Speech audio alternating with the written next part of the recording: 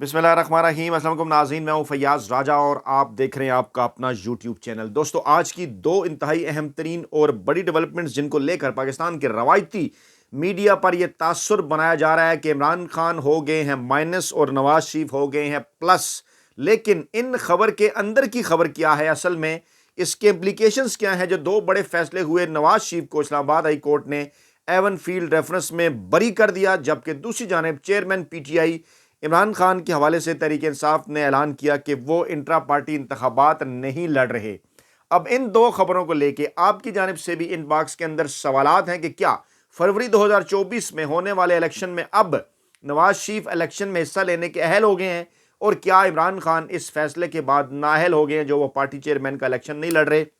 इस पर डालते हैं रोशनी और फिर कुछ होशरुबा इंकशाफात भी आपके सामने रखते हैं कि आखिरकार कैसे नवाज शरीफ की बरीयत हमेशा से इस तरह से हो जाया करती है। तफसील आपको बताएंगे कुछ अहम तरीन दस्तावेजी सबूतों के साथ। पहले इस खबर की जानिब पढ़ते हैं। इमरान खान पाकिस्तान तहरीक इंसाफ चेयरमैन मौजूदा जो है वो इंट्रा पार्टी इलेक्शन में हिस्सा नहीं लेंगे। गौहर अली खान चेयरमैनशिप के लिए नामजद हुए हैं और ऐसा आज ऐलान कर दिया गया। अली जफर और दीगर लोग मौजूद थे, मीडिया से गुफ्तगू की और उन्होंने कहा जनाब इमरान खान को सिर्फ एक केस तोशा खाना में सजा सुनाई गई, इसमें उन्हें शहादत पेश करने का मौका भी जो है वो अभी तक फराहम नहीं किया गया। और कोर कमेटी और लीगल कमेटी के इजलास के बाद सेनेटर अली जफर ने मुस्तकबिल के सियासी और कानूनी लायवल के हवाले से गुफ्तगू की। उन्होंने कहा जनाब क्योंकि इमरान खान ने आर्जी तौर पर अभी इंट्रा पार्टी इलेक्शन कराने का कहा है, जब तक इमरान खान के खिलाफ तोशा खाना केस का फैसला नहीं होता उस वक्त तक वो पार्टी इलेक्शन में हिस्सा नहीं ले रहे। अच्छा, अब पार्टी इलेक्शन में हिस्सा लेने का कतन ये मतलब नहीं है कि इमरान खान टिकटों की तकसीम के अंदर जो है वो टिकटों की तकसीम वो नहीं करेंगे या वो खुद इलेक्शन के अंदर हिस्सा नहीं ले सकते। ये दो मुख्तलिफ चीज़ें हैं। अली जफर ने कहा कि इमरान खान का कहना था कि हम इलेक्शन कमीशन ऑफ पाकिस्तान को कोई बहाना नहीं देना चाहते कि वो बल्ले का इंतखाबी निशान हमारी पार्टी से वापस ले। इलेक्शन में हिस्सा लेने जो है इलेक्शन में हिस्सा ना लेने दे या पार्टी के नामजद उम्मीदवारों की नामजदगी को मुस्तरद कर दे, हम ऐसा कोई खतरा मोल नहीं लेना चाहते। कल मैंने इस जानिब इशारा किया था कि अगर इसको बहाना बनाकर इमरान खान के दस्तखतों से जारी टिकटों को रद्द कर दिया जाता है तो तमाम तर उम्मीदवार आज़ाद हो जाएंगे, जो कि आगे बढ़कर मसाइल पैदा करेंगे। इसलिए इमरान खान का ये बड़ा सरप्राइज़ है। कल भी मैंने आपको कहा था, अली जफर ने कहा कि अवाम हमारे साथ हैं, जब भी इलेक्शन होंगे हम जीतेंगे, मैं आम इंतखाबात में हिस्सा लेना चाहता हूँ, इंट्रा पार्टी इलेक्शन मेरे लिए कोई अहमियत नहीं। ये कहा इमरान खान ने, आम इंतखाबात में हिस्सा लेना चाहता हूँ, इंट्रा पार्टी इलेक्शन की कोई अहमियत नहीं। ये वो नुकता जिससे आपने समझना है कि तासुर ये बनाया जा रहा है कि शायद अगर Imran Khan intra party election में हिस्सा नहीं ले रहे या चेयरमैन नहीं रहे या नहीं रहेंगे तो वो हिस्सा भी इलेक्शन में नहीं ले सकेंगे। ऐसा कुछ नहीं। उन्होंने कहा मैं ये चाहता हूँ तोशाखाना केस का जल्द फैसला हो, फैसले के बाद इंट्रा पार्टी इलेक्शन दोबारा लड़ लूंगा। फिलहाल आप आर्जी तौर पर इंट्रा पार्टी के इंतजामात करें, इसके तमाम तकाजे पूरे करें, जो भी पैनल है मैं इसकी मंजूरी देता हूँ, इसको सीनियर पार्टी क़यादत से फैसला करवा लें और इलेक्शन करवाएं। अली जफर ने कहा कि मैंने इमरान खान के फैसले सीनियर क़यादत के सामने रखे, जिनकी उन्होंने मंजूरी दे दी। इमरान खान तोशा खाना केस का फैसला होने तक इंटर पार्टी इंतखाबात में हिस्सा नहीं ले रहे। और फिर उन्होंने ये भी कहा कि जनाब जब उनसे सवाल हुआ कि कौन कौन उम्मीदवार इसके लिए नामजद हो रहा है जब तक इमरान खान इलेक्शन नहीं लड़ते, तो उन्होंने कहा कि उनका नामजद करदा निगरान चेयरमैन कौन होगा पूछा, तो उन्होंने कहा कि कई कदावर शख्सियात के नाम सामने आए, लेकिन क्योंकि वो शख्सियात पार्टी में मुस्तकिल ओहदे रखते हैं इसलिए आर्जी ओहदा देना मुनासिब नहीं। हमें ऐसी शख्सियत चाहिए जो मतनाज़ा भी ना हो, आर्जी ओहदे पर जो है वो किरदार अदा कर सके। और फिर उन्होंने कहा जनाब जो नाम चुना वो इंतहाई मुनासिब है, बैरिस्टर गौहर का और इमरान खान के नामजद करदा शख्स हैं, यही इसके लिए मुनासिब हैं। जो अफवाहें चल रही हैं उन तमाम तरह अफवाहों को हम रद्द करते हैं। और फिर पीटीआई सेंटर ने यह भी कहा कि इमरान खान के बगैर हम कुछ नहीं, कागज़ पर आप चेयरमैन हो या नहीं कोई फ़र्क नहीं पड़ता, मुस्तकिल लीडर इमरान खान है, हम सिर्फ और सिर्फ कानूनी तकाज़े पूरे कर रहे हैं। टेक्निकल मामला है, ये तकनीकी मामलात हैं, किताबी मामलात हैं, ये हमें आर्जी इंतज़ाम करना पड़ रहा है। और चेयरमैन पीटीआई ने बैरिस्टर अली गौहर खान को चेयरमैन के ओहदे के लिए नामजद किया है। ना ही ये -1 है, ना ही ये किसी किस्म की कोई मुदाखलत है, ना ही किसी किस्म की कोई बगावत है। ये चेयरमैन पीटीआई ने सिर्फ और सिर्फ आर्जी उम्मीदवार नामजद किया है। फिर बैरिस्टर गौहर अली खान खुद भी सामने आ गए, वो भी बोले, उन्होंने कहा इस नामजदगी पर मुझ पर एतमाद करते हुए इज़हार तशक्कुर के लिए मेरे पास अल्फाज नहीं। आवाज़ उनकी रुंध गई, आंसू भी उनकी आंखों में आ गए। उन्होंने कहा मैं इमरान खान के नामजद करदा नुमाइंदे और जानशीन की हैसियत से हूँ। पीटीआई वही है जो इमरान खान की है। इमरान खान जेल के अंदर हों या बाहर वही हैं लीडर। وہی تاحیات چیئرمین ہیں، تاحیات چیئرمین تھے اور رہیں گے، یہ فیصلہ ہو چکا ہے۔ میں اس وقت تک اس عہدے پر اپنی ذمہ داریاں نبھاؤں گا جب تک عمران خان اپنی سیٹ پر واپس نہیں آ جاتے۔ ہمارا نظریہ، ہماری پارٹی، ہمارا کام، ہماری جدوجہد وہی ہے جس کی ابتدا عمران خان نے کی، وہی اس کو چلا رہے ہیں، وہی جناب علی پارٹی کا اول بھی ہیں اور وہی پاکستان تحریک انصاف کا آخر بھی ہیں۔ یہ اہم ترین نقطہ تھا جس کو بڑے ہی واضح کر دیا پاکستان تحریک انصاف نے کہ اس کے اوپر کسی قسم کی جو کوئی بھی جو دو رائے ہیں وہ ہرگز نہیں ہے۔ اب اس کے آگے بھی کنسیکوینسز ڈسکس کرتے ہیں، ہوں گے کیا۔ پہلے دوسرے فیصلے کی طرف جاتے ہیں جو آج اسلام آباد ہائی کورٹ سے آیا۔ ایون فیلڈ ریفرنس میں نواز شریف کی سزا کا فیصلہ کالعدم قرار دے دیا اسلام آباد ہائی کورٹ نے اور نواز شریف کو بری کر دیا۔ اور جناب جو تفصیلات ہیں اس کی وہ کچھ یوں ہیں کہ جناب 2 رکنی بینچ تھا، ڈویژن بینچ، چیف جسٹس عامر فاروق، جسٹس میاں گل حسن اورنگزیب اور نواز شریف کی قانونی ٹیم پیش ہوئی۔ وکلاء اعظم نذیر طاہر اور امجد پرویز پیش ہوئے۔ دلائل کا انہوں نے آغاز کیا تو کہا جناب کہ احتساب عدالت نے ہمیں پہلے بری کر دیا تھا اور اس لیے اب آپ کو اس معاملے کو آگے لے کر جانا ہے۔ خیر جو بھی ہے اس کی تمام تر تفصیلات کے اندر جانے کی اس لیے ضرورت نہیں، ہمارے جو دوست وہاں پر موجود تھے وہ آپ کو آگاہ کر بھی رہے ہیں، آگے چل کر بھی آگاہ کریں گے۔ اس کے کانسیکوینسز کے بارے میں آپ کو بتانا چاہتا ہوں کہ سپریم کورٹ آف پاکستان سے نواز شریف کی جو نااہلی کی سزا ہوئی وہ ابھی تک برقرار ہے۔ جو سپریم کورٹ سے نواز شریف نااہل ہوئے وہ ابھی تک برقرار ہے۔ یہ ایک اور معاملہ ہے ایون فیلڈ ریفرنس کا، وہاں پر جو نواز شریف کی نااہلی ہوئی اس کے نتیجے میں نواز شریف الیکشن لڑنے کے لیے نااہل ہو گئے۔ اس کے بعد ایک ایکٹ بنا کر انہوں نے اس نااہلی کو 5 سال کرنے کی کوشش کی، لیکن آئین کے اندر نااہلی جو ہے وہ 5 سال کی نہیں ہے۔ آئین کیونکہ خاموش ہے اس لیے یہ نااہلی تاحیات تصور ہوتی ہے۔ سپریم کورٹ کے فیصلے کے بعد نواز شریف تاحیات نااہل ہوئے تھے۔ اب کیونکہ پاکستان کے اندر آئین اور قانون کو توڑا مروڑا جا رہا ہے تو یہ ہو سکتا ہے کہ وہ اس ایکٹ کو بنیاد بنا کر کہیں نہیں جناب وہ نااہلی ختم ہو گئی ہے، لیکن آئین اور قانون یہی کہتا ہے، سپریم کورٹ آف پاکستان اگر آئین اور قانون کے تحت فیصلہ کرے تو اب بھی نواز شریف نااہل ہیں الیکشن لڑنے کے لیے، اور اب بھی نواز شریف کسی صورت نہ ہی اپنے کاغذات نامزدگی جمع کرا سکتے ہیں، نہ ہی الیکشن لڑ سکتے ہیں، نہ ہی وہ پارٹی کے عہدے سے کوئی اپنے ٹکٹ وغیرہ جاری کر سکتے ہیں۔ ان کے تمام تر امیدوار آزاد تصور کیے جائیں گے اگر انہوں نے اس قسم کے ٹکٹ جاری کیے، اگر الیکشن کمیشن اور سپریم کورٹ اور عدالتیں آئین اور قانون کے مطابق چلتی ہیں، کیونکہ ایسا 2018 کے سینٹ الیکشن میں ہو چکا ہے، پریزیڈنٹ اس کی موجود ہے، روایت ایک آلریڈی موجود ہے۔ اس لیے نواز شریف آج کے دن میں اس سزا سے جو ایون فیلڈ ریفرنس میں بری ہوئے اور فلیگ شپ میں جو نیب نے اپنی اپیل واپس لی، عدالت نے وہ درخواست بھی نمٹا دی، اس کے بعد یہ تاثر پاکستان کے مین سٹریم میڈیا کی جانب سے، میں نے آپ کو کہا نا کہ یہ ایک تاثر بنانے کی کوشش ہے کہ جناب دیکھیے نواز شریف کو سزا ٹھیک نہیں ہوئی تھی، انہیں ریلیف مل گیا، اور اگر عمران خان کو سزا ٹھیک نہیں ہوئی تو آگے چل کر انہیں ریلیف مل جائے گا۔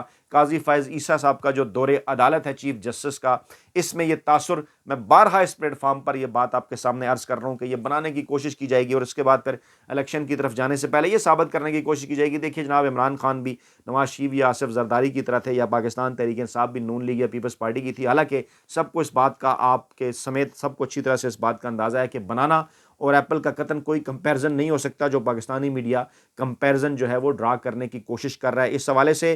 اور اب یہ بات، یہ نقطہ سمجھ لیجئے، یہ نقطہ واضح ہو گیا اچھی طرح کہ نواز شریف اگر ایون فیلڈ ریفرنس میں بری ہو گئے تو اس کا قطن یہ مطلب نہیں کہ وہ الیکشن لڑنے کے لیے اہل ہو گئے یا 2024 کے الیکشن میں وہ پلس ہو گئے۔ ان کی نااہلی ابھی تک برقرار ہے جب تک سپریم کورٹ آف پاکستان سے اس حوالے سے فیصلہ واضح نہیں آتا یا 2/3 اکثریت سے اس کے اندر تبدیلی نہیں کر لی جاتی، کیونکہ فیصلہ تو آ چکا۔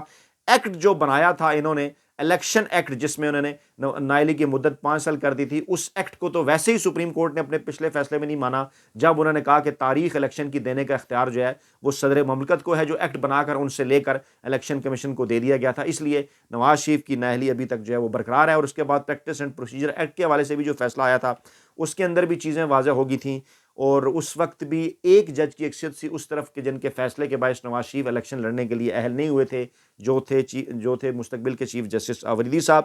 تو یہ معاملہ بڑا کلیئر ہے۔ دوسری جانب عمران خان کے خلاف یہ پروپیگنڈا اس وقت عروج کے اوپر ہے، ایک ٹیکنیکلٹیز ہیں جس کو کور کرنے کے لیے پاکستان تحریک انصاف یہ سب کچھ کرنے جا رہی ہے۔ بیرسٹر گوہر کو نگران چیئرمین جو ہے وہ بنانے جا رہی ہے، اس پہ کافی کنفیوژن بھی آئی، اس سے پہلے بات بھی کی تھی شیر افضل مروت صاحب نے، اس کے بعد پھر پی ٹی آئی کا ایک اعلامیہ بھی سامنے آیا۔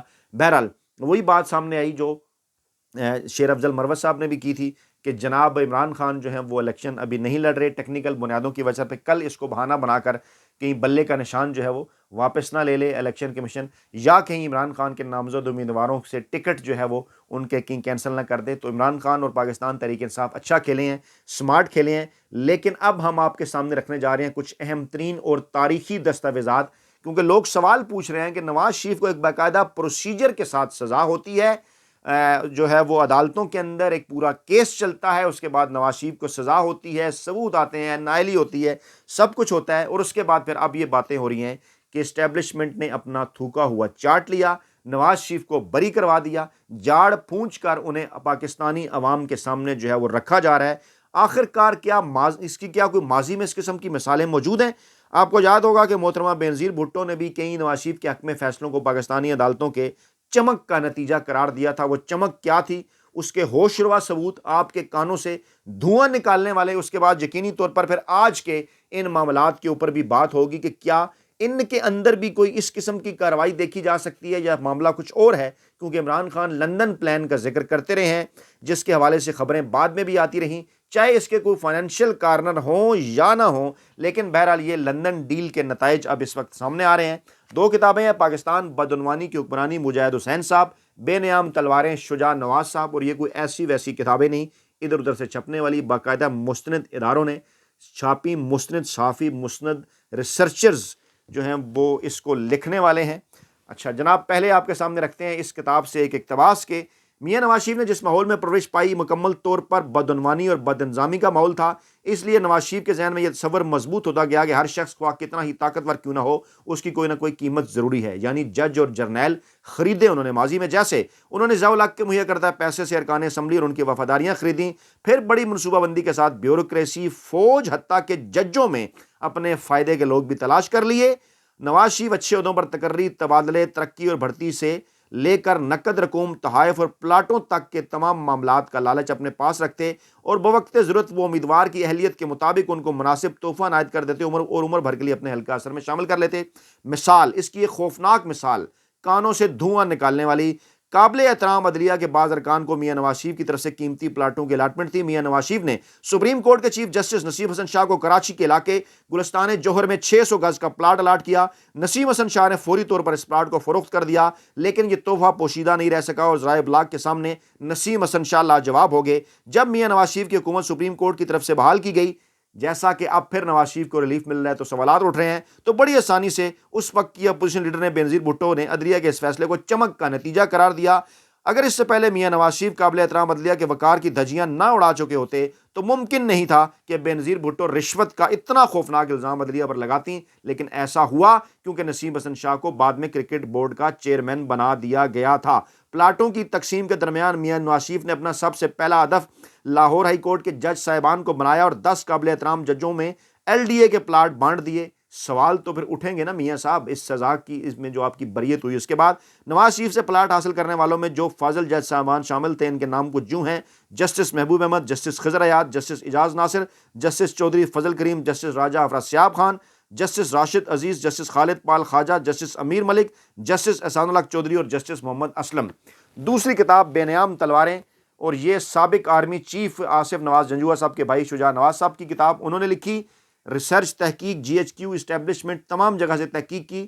وہ لکھتے ہیں ایک بار شریف خاندان کے سربراہ یعنی ان کے والد ابا جی نے ایک نجی تقریب منعقد کی، جس میں دونوں بھائیوں نواز شریف اور شہباز شریف کی طرف اشارہ کرتے ہوئے جنرل آصف نواز سے پنجابی میں کہا کہ یہ دونوں تمہارے چھوٹے بھائی ہیں، اگر یہ کچھ گڑبڑ کریں تو مجھے بتانا، میں انہیں ٹھیک کر دوں گا۔ ناشتہ کی میز پر جو کہ اس موقع کے لیے ترتیب دیا گیا تھا، جنرل آصف نواز زیادہ تر خاموش رہے، اس طرح دونوں میں ہم آہنگی اور بے تکلفی پیدا نہ ہو سکی۔ نواز شریف نے دوسرے جرنیلوں کو خوش کرنا شروع کر دیا۔ پتہ چلا کہ لاہور کے کور کمانڈر کے بھائی کو انہوں نے ایک صنعتی فیکٹری لگانے کا اجازت نامہ دے دیا اور اس کی وجہ سے کور کمانڈر صاحب کو خاصی جھاڑ پڑی۔ یہ اطلاع بھی ملی کہ وزیر اعظم نواز شریف نے کئی جرنیلوں کو BMW گاڑیاں تحفے میں پیش کیں۔ ایک بار شہباز شریف آرمی چیف جنرل آصف نواز کے پاس آئے اور انہیں BMW گاڑی کی چابیاں پیش کرتے وقت کہنے لگے کہ یہ ابا جی نے آپ کو تحفہ بھیجا ہے۔ جنرل آصف نواز نے شکریہ کے ساتھ تحفہ قبول کرنے سے انکار کر دیا۔ پھر ایک بار وزیر اعظم نواز شریف نے خود براہ راست ایک BMW گاڑی کی چابی جنرل آصف نواز کو پیش کی، جو آصف نواز نے یہ کہتے ہوئے واپس کر دی کہ شکریہ سر، میں اسی میں خوش ہوں جو میرے پاس ہے۔ یعنی نواز شریف ماضی میں اپنی مرضی کے حق میں عدلیہ سے فیصلے لینے کے لیے چیف جسٹس کو پلاٹ اور اسٹیبلشمنٹ کو اپنے تمام تر کارروائیوں کے اندر حصہ دار بنانے کے لیے جرنیلوں کو اور آرمی چیف تک کو BMW گاڑیاں جو ہیں وہ رشوت کے طور پر پیش کرتے رہے ہیں. یہ میں نہیں کہہ رہا، یہ دونوں کتابیں کہہ رہی ہیں. تاریخی ثبوت عدالتوں میں بھی اگر بلایا گیا تو وہاں آپ کے سامنے رکھیں گے. اس لیے آج اس ماحول میں اگر نواز شریف کی سزا معاف ہوتی ہے تو کچھ سوالات تو پیدا ہوتے ہیں، جن سوالوں کے جوابات یقیناً پاکستان کی تاریخ دے گی. اپنا بہت خیال رکھے گا، لیکن کمنٹ ضرور کرنا ہے آپ نے کہ آپ کا کیا خیال ہے، کیا ہوا ہے. بہت شکریہ. اللہ نے کے بعد.